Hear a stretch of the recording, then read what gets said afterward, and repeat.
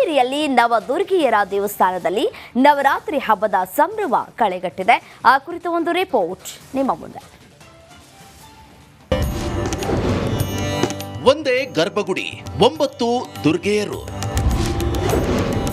ಪ್ರತಿದಿನ ಒಂದೊಂದು ದುರ್ಗೆಯರಿಗೆ ಪೂಜೆ. ಹಾವೇರಿಯ ರೈಲ್ವೆ ನಿಲ್ದಾಣ ಬಳಿ ಇರೋ ನವದುರ್ಗೆಯರ ದೇಗುಲದಲ್ಲಿ ಒಂದೇ ಗರ್ಭಗುಡಿಯಲ್ಲಿ 9 ದುರ್ಗೆಯರು ನೆಲೆಸಿದ್ದಾರೆ. ನವರಾತ್ರಿಯ ಪ್ರತಿದಿನವೂ ಒಂದೊಂದು ದುರ್ಗಾಮಾತೆಯನ್ನ ಭಕ್ತಿಯಿಂದ ಪೂಜಿಸಲಾಗುತ್ತದೆ.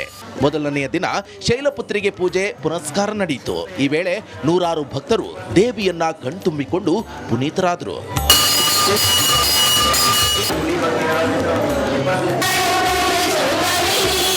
ಮೂಲ ದೇವಸ್ಥಾನವನ್ನ ಹಕ್ಲಮರಿಯಮ್ಮ ದೇವಸ್ಥಾನ ಅಂತ ಕರೆಯಲಾಗುತ್ತದೆ.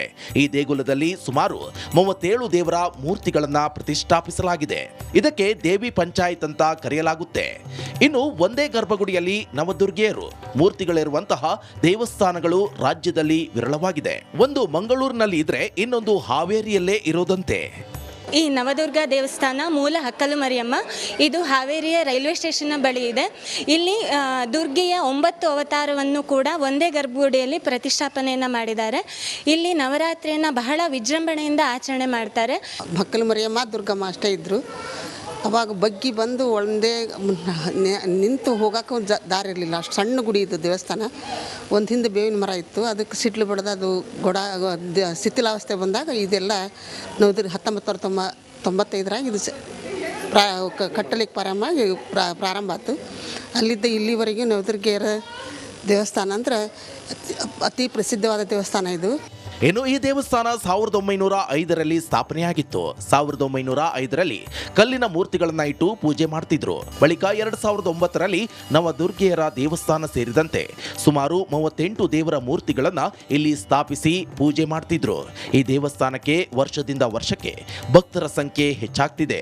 ದಿನವೂ ಒಂದೊಂದು ಬಣ್ಣದ ಸೀರೆಯುಟ್ಟು ನಾನಾ ಬಗೆಯ ಪೂಜೆ ಸಲ್ಲಿಸಲಾಗುತ್ತೆ ಅಂತಾರೆ ಬಂದ ಮಹಿಳಾ ಭಕ್ತರು. ಇವತ್ತು ಫಸ್ಟ್ ಡೇ ಶೈಲಪುತ್ರಿ, ಹಳದಿ ಕಲರ್ ಇವತ್ತು. ಸೊ ಎಲ್ಲರೂ ಸಾಯಂಕಾಲ ಒಂದೇ ಥರ ಕಲರ್ ಸೀರೆ ಉಟ್ಕೊಂಡು ಬಂದು ಇಲ್ಲೇ ದೇವಿಗೆ ಪೂಜೆ ಮಾಡ್ತಾರೆ. ಎಲ್ಲ ದೇವರು ಒಂದೇ ಕಡೆ ಇರೋದ್ರಿಂದ ಇಲ್ಲೇ ಬಂದು ಎಲ್ಲರೂ ದರ್ಶನ ತಗೊಳ್ಳೋದ್ರಿಂದ ಒಳ್ಳೆಯದಾಗುತ್ತೆ.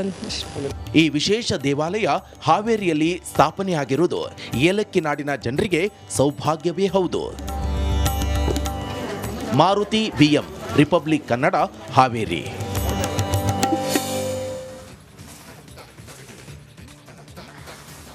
ನಾಡಿನಾದ್ಯಂತ ದಸರಾ ಸಂಭ್ರಮ ಜೋರಾಗಿದೆ. ಅದರಲ್ಲೂ ನವರಾತ್ರಿ ಆರಾಧನೆ ಎಲ್ಲೆಡೆ ಮನೆ ಮಾಡಿದೆ. ಅದರಲ್ಲೂ ಹಳೆ ಮೈಸೂರು ಭಾಗದಲ್ಲಿ ದಸರಾ ಗೊಂಬೆ ಪ್ರತಿಷ್ಠಾಪನೆ ಪ್ರಮುಖ ಸಂಪ್ರದಾಯ.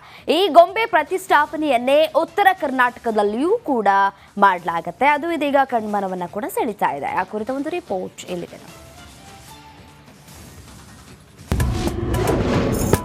ನಾಡಿನಾದ್ಯಂತ ನವರಾತ್ರಿ ಸಂಭ್ರಮ. ಒಂದೇ ಮನೆಯಲ್ಲಿ 3000 ಗೊಂಬೆ ಪ್ರತಿಷ್ಠಾಪನೆ. ಎಲ್ಲೆಡೆ ನವರಾತ್ರಿ ಸಂಭ್ರಮ. ಮನೆ ತುಂಬ ಪುಟ್ಟ ಪುಟ್ಟ ಗೊಂಬೆಗಳ ಅನಾವರಣ.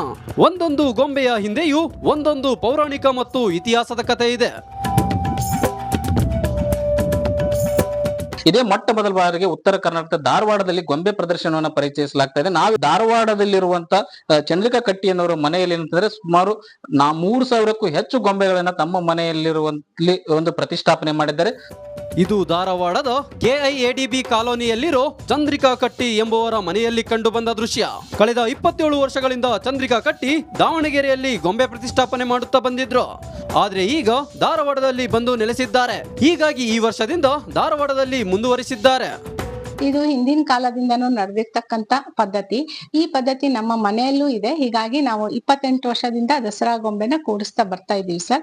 27 ವರ್ಷ ನಾವು ದಾವಣಗೆರೆಯಲ್ಲಿ ಗೊಂಬೆ ಕೂಡಿಸಿದ್ವಿ. ಅದ್ರಲ್ಲಿ ಈ ವರ್ಷದಿಂದ ನಾವು ಧಾರವಾಡದಲ್ಲಿ ಇರೋದ್ರಿಂದ ಧಾರವಾಡದಲ್ಲೇ ಗೊಂಬೆ ಕೂಡ್ಸೋಣ ಅಂತ ನಿರ್ಧಾರ ಮಾಡ್ಕೊಂಡ್ವಿ. ಇಲ್ಲೇ ಸ್ವಂತ ಮನೆ ತಗೊಂಡ್ವಿ ಸರ್. ನಾವ್ ಇಲ್ಲಿಂದಾನೇ ನಾವು ಪ್ರತಿ ವರ್ಷ ಕೂಡಿಸ್ತೀವಿ. ಮಣ್ಣು, ಪೇಪರ್, ಮರ, ಹಿತ್ತಾಳೆ, ಕಂಚು ಹೀಗೆ ಅನೇಕ ವಸ್ತುಗಳಿಂದ ಮಾಡಿದ ಗೊಂಬೆಗಳಿವು.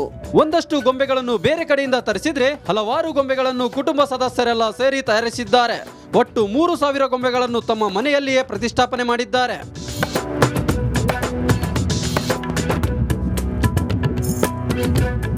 ಅವರು ಒಂದು ಸಂಸ್ಕೃತಿಯಲ್ಲೇ ತಗೊಳ್ರಿ, ಮಕ್ಕಳಿಗೆ ದೊಡ್ಡವರಿಗೆ ಒಂದು ಪುರಾಣದ ಕಥೆಗಳನ್ನ ಪ್ರತಿಯೊಂದನ್ನು ಇಟ್ಟದ್ದು ಮತ್ತು ಜಂಬೂ ಸವಾರಿ ಅದನ್ನೆಲ್ಲಾ ನೋಡಿದಾಗ ಅತ್ಯಂತ ಖುಷಿ ಆಯ್ತು. ಇದು ಹಿಂಗೆ ಬೆಳೀತಾ ಹೋಗ್ಲಿ, ಎಲ್ಲರೂ ಬಂದು ನೋಡುವಂತದ್ದಾಗ್ಲಿ. ಒಟ್ಟಾರೆಯಾಗಿ ತಮ್ಮ ಪೂರ್ವಜರಿಂದ ನಡೆದುಕೊಂಡು ಬಂದಿರುವ ಸಂಪ್ರದಾಯವನ್ನು ಚಂದ್ರಿಕಾ ಕಟ್ಟಿ ಮುಂದುವರಿಸುತ್ತಿದ್ದಾರೆ. D V Kammar, republic Kannada, Dharwad.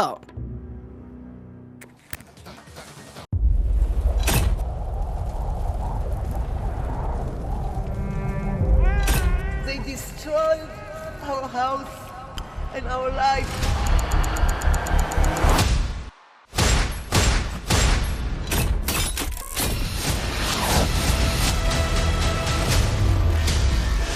Hamas ಉಗ್ರರ ದಾಳಿ ಭಯಂಕರವಾಗಿದೆ. ಯಾವ ಮಾಧ್ಯಮವೂ ಇಲ್ಲಿಗೆ ಬರಲು ಧೈರ್ಯ ಮಾಡ್ತಾ ಇಲ್ಲ. ಇಂಥ ಜಾಗಕ್ಕೆ ಎಂಟ್ರಿ ಕೊಟ್ಟಿದೆ ರಿಪಬ್ಲಿಕ್ ಕನ್ನಡ. ಯುದ್ಧ ಭೂಮಿಯಿಂದ ರಿಪಬ್ಲಿಕ್ ಕನ್ನಡ ನೈಜ ವರದಿ. ಬುಲೆಟ್ ತಾಗಿರುವಂತಹ ದೃಶ್ಯಾವಳಿಯನ್ನ ನಿಮ್ಗೆ ತೋರಿಸ್ತಾ ಇದೀನಿ. ನಾನು ನಿಂತಿರುವಂತದ್ದು ಗಾಜಾ ಪಟ್ಟಿಯಲ್ಲಿ.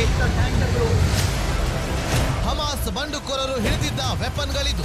ಇದು RPG-29 ಲಾಂಚರ್. ಛಿದ್ರಗೊಂಡಿರುವ ಕಟ್ಟಡಗಳು. ಈ ಮನೆಯಲ್ಲಿದ್ದಂತಹ ಬಾಡಿಗಳನ್ನ ಸುಟ್ಟು ಕರಕಲಾಗಿದೆ.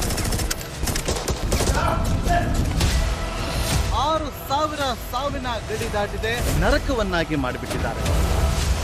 31 ದಿನಗಳಿಂದ ಯುದ್ಧ ಭೂಮಿಯಲ್ಲಿ ನಿಂತು ರಿಪಬ್ಲಿಕ್ ಕನ್ನಡ ವರದಿ ಮಾಡ್ತಾ ಇದೆ. That powerful people come from powerful places.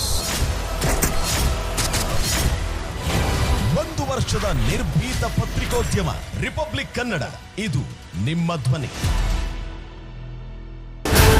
150 ಸುದ್ದಿ, 120 ಇಂಪ್ಯಾಕ್ಟ್. ಸೂಪರ್ 3 ಇಲ್ಲೇ ಡ್ರಾ, ಇಲ್ಲೇ ಬಹುಮಾನ. ಮಾಧ್ಯಮ ಇತಿಹಾಸದಲ್ಲೇ ಮೊದಲು ಪರಿಹಾರ ಪತ್ರಿಕೋದ್ಯಮ. ಜೀವನ ನಡೀತಾ ಇಲ್ಲ ಸರ್. ನೋಡ್ದ ಗುರುಲಕ್ಷ್ಮಿನಿಲ್ಲ, ಪಿಂಚಣಿನಿಲ್ಲ. ಇದನ್ನೇ ಮಾಡಕ್ಕಾಗಿಲ್ಲ ಅಂತಂದ್ರೆ ಇನ್ನೇನ್ ಮಾಡ್ತೀರಿ ಬೇರೆ? ಏನ್ ಕಳಿಸಿ ಆ ಸಮಸ್ಯೆಯನ್ನು ಪರಿಹರಿಸಿಕೊಡ್ಲಾಗ್ಬೋದು. ಒಬ್ಬ ಅಜ್ಜಿ, ಅವರು ವಿಕಲಚೇತನರು, ಯಾರ ಹತ್ರ ಹೇಳೋದು? ನಿಮ್ ಪ್ರಾಬ್ಲಮ್ ಏನಪ್ಪಾ ಅಂತ ಕೇಳೋದಕ್ಕೆ ಯಾರು ಇಲ್ವಲ್ಲ. ಆಗ ನಾವಿರ್ತೀವಿ. ನಾವಿರೋದೇ ನಿಮ್ಗಾಗಿ. ನಾನು ಇರುವವರೆಗೆ, ಅವರು ಇರುವವರೆಗೆ 1,000 ರೂಪಾಯಿ ತಿಂಗಳು ಆಗ್ತೀನಿ. ಆದ್ರೆ ಈ ಕೆಲಸ ಇದೆಯಲ್ಲ, ಯಾವತ್ತೂ ಕೂಡ ಶಾಶ್ವತವಾಗಿ ನಮಗೊಂದು ಒಳ್ಳೆ ನೆನಪನ್ನ ಕೊಡುತ್ತೆ, ನಮ್ಮನ್ನ ಕಾಪಾಡುತ್ತೆ. ನಾನು 3 ಮಾಸ ಭಿಕ್ಷೆ ಬೇಕಿರ್ಬೇಕು. 24 ಗಂಟೆಯಲ್ಲಿ ಅವರ ಬದುಕು ಬದಲಾಗಿ ಹೋಯಿತು. ನಾವು ರಿಪಬ್ಲಿಕ್ ಕನ್ನಡ, ನೇಷನ್ ಫಸ್ಟ್. ಸಮಾಜ ನಮಗೆ ಬಹಳ ಮುಖ್ಯವಾಗಿರುತ್ತೆ.